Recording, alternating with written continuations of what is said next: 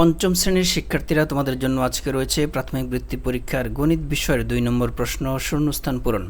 এই প্রশ্নে তোমাদের 10টি শূন্যস্থান দেওয়া থাকবে। 10টি শূন্যস্থান পূরণের জন্য 10 নম্বর রয়েছে। 1 নম্বর শূন্যস্থানটি যদি দেখি, গুণ্য এবং গুণকের শেষে 2টি করে শূন্য থাকলে গুণফলের শেষে ড্যাশটি শূন্য বসবে। এখানে গুণফলের শেষে কয়টি শূন্য বসবে, এটিই হচ্ছে প্রশ্ন।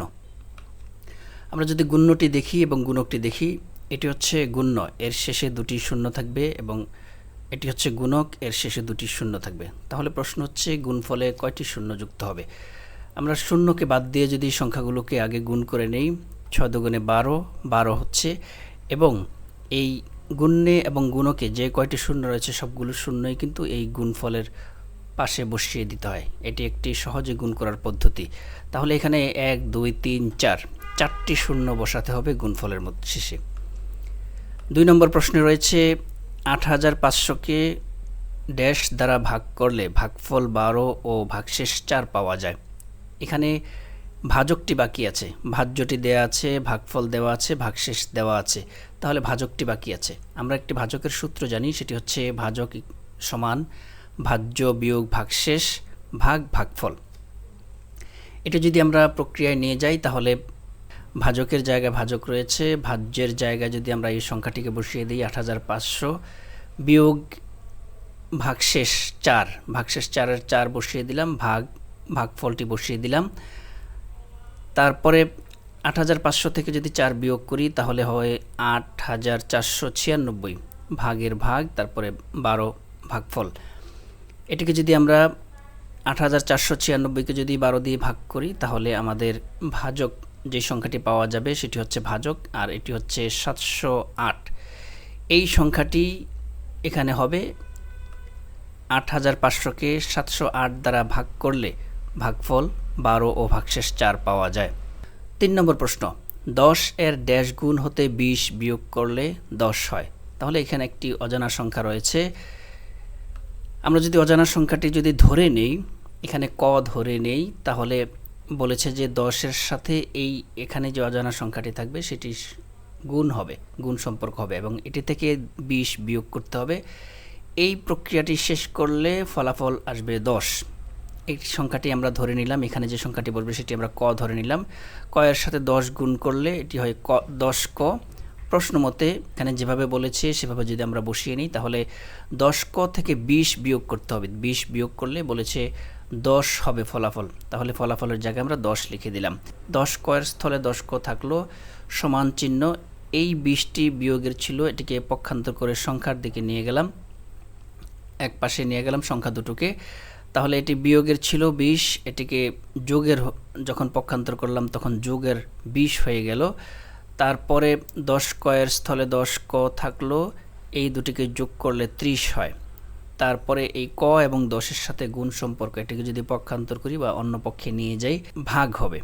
তাহলে 10টি যেহেতু ভাগ হবে, তাহলে 10টি অপর পক্ষে গিয়ে নিচে চলে যাবে, অথবা পাশাপাশি বসালেও বসানো যেত। তাহলে 10টি নিচে যাওয়াতে আমরা যখন কাটাকাটি করি, ভাগ করি, তখন 3 10-এ 30, 3 পেলাম। সুতরাং ক এর স্থলে 3 পেলাম। 10-এর 3 গুণ হচ্ছে 30, এই 30 থেকে 20 বিয়োগ করলে 10 হয়। এটি হচ্ছে এই 3 নম্বর প্রশ্নের উত্তর। 4 নম্বর প্রশ্ন, একটি দেয়ালে রং করতে 14 জন মিস্ত্রি 18 দিন সময় লাগে। ওই কাজটি 12 দিনে শেষ করতে মোট ড্যাশ জন মিস্ত্রি লাগবে। তার মানে কতজন মিস্ত্রির প্রয়োজন হবে। এটি যদি আমরা সমাধান করি, যেহেতু আমাদেরকে মিস্ত্রির সংখ্যা চেয়েছে, তাহলে মিস্ত্রির সংখ্যাটি ডানে থাকবে। 18 দিন সময় লাগে 14 জন মিস্ত্রির। আচ্ছা, তাহলে ঐকিক নিয়মের অনুযায়ী যদি আমরা করি, তাহলে 18 দিন সময় লাগে 14 জন মিস্ত্রির, একদিন সময় লাগে। একদিন যেহেতু সময়, তাহলে বেশি মিস্ত্রির প্রয়োজন হবে। তাহলে 14 বেশি যেহেতু লাগবে, তাহলে এখানে গুণ হবে, 14-এর সাথে 18 গুণ হয়ে যাবে 18 জন মিস্ত্রির। তারপরে 12 দিনের কথা বলা হয়েছে, 12 দিনে শেষ করতে হলে কতজন মিস্ত্রির প্রয়োজন হবে। তাহলে 12 যেহেতু একদিন থেকে বেশি দিন, সেহেতু এই ভাগ হবে। তাহলে 14 এবং 18 উপরে থাকলো, আর 12 নিচে চলে গেল। 12 নিচে বসিয়ে দেওয়ার পর এটিকে যদি আমরা কাটাকাটি করি, তাহলে 12 এবং 18কে কাটাকাটি করি 3 দিয়ে, তাহলে 12কে 3 দিয়ে কাটলে 3 4-এ 12 হয়, 4 থাকলো প্রথমত। তারপরে 18, 3 6 18, প্রথম স্টেপে 4 এবং 6 পাওয়া গেল। দ্বিতীয় স্টেপে 4কে যদি কেটে ফেলি, 4কে যদি 2 দিয়ে কাটি, 2 দুগুণে 4, এখানে 2 থাকলো, আর এখানে 2 দিয়ে যদি 6কে কাটি তাহলে 3 থাকলো, 3 দুগুণে 6। তাহলে এখানে যে 2 ছিল তৃতীয় ধাপে, এই 2 এর সাথে 14কে যদি কাটি 7 দুগুণে 14 হয়, তাহলে 2 কাটা চলে গেল, এখানে 7 বসলো। তাহলে এখানে অবশিষ্ট থাকলো 7 এবং 3, 3 7 21। তাহলে 21 জন মিস্ত্রির প্রয়োজন হবে 12 দিনে কাজটি শেষ করতে হলে। 5 নম্বর প্রশ্নে দেখি, 3 ও 6 দ্বারা বিভাজ্য ক্ষুদ্রতম সংখ্যা ড্যাশ, মানে ক্ষুদ্রতম সংখ্যাটি কত যেটি 3 ও 6 দ্বারা বিভাজ্য হবে। আমরা একটি সূত্র জানি যে কোনো নির্দিষ্ট সংখ্যাসমূহ দ্বারা বিভাজ্য ক্ষুদ্রতম সংখ্যাটি হলো সংখ্যাগুলোর লঘিষ্ঠ সাধারণ গুণিতক, মানে লসাগু। এই সংখ্যাগুলোর লঘিষ্ঠ সাধারণ গুণিতক।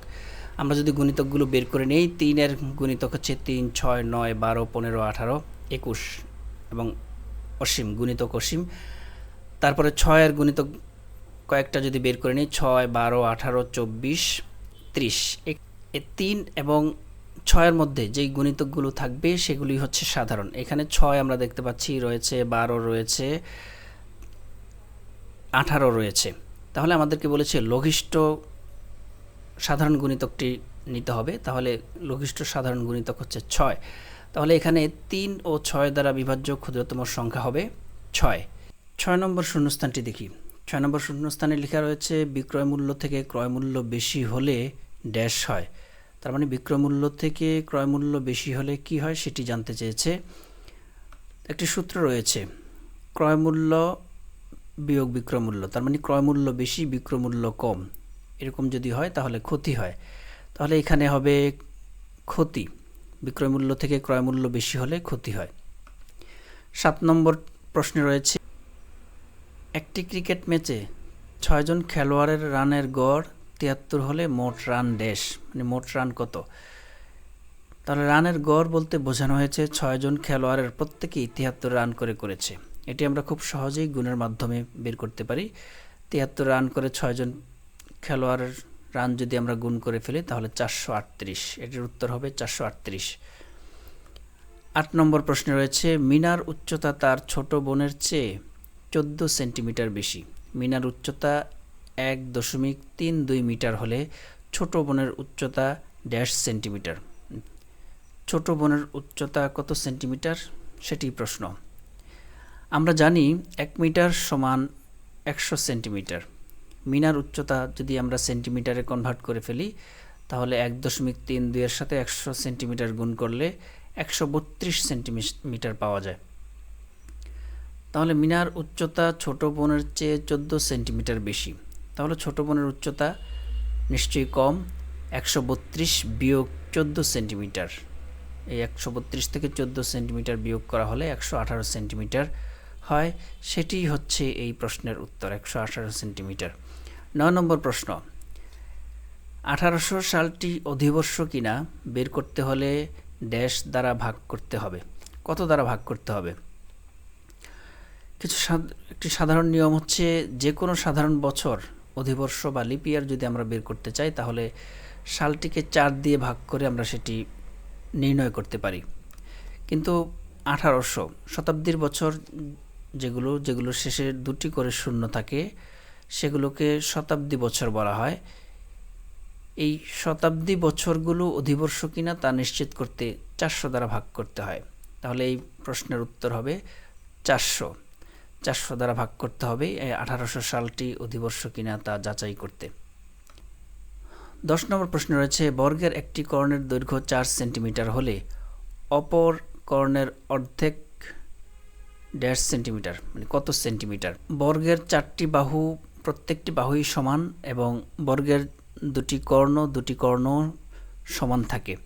তাহলে একটি কর্ণ যদি 4 সেন্টিমিটার হয় তাহলে অবশ্যই অপর কর্ণটিও 4 সেন্টিমিটার হবে। পুরো কর্ণটি 4 সেন্টিমিটার যদি হয়ে থাকে তাহলে এর অর্ধেক হবে 2 সেন্টিমিটার। এই 2 সেন্টিমিটারই হচ্ছে এই প্রশ্নের উত্তর।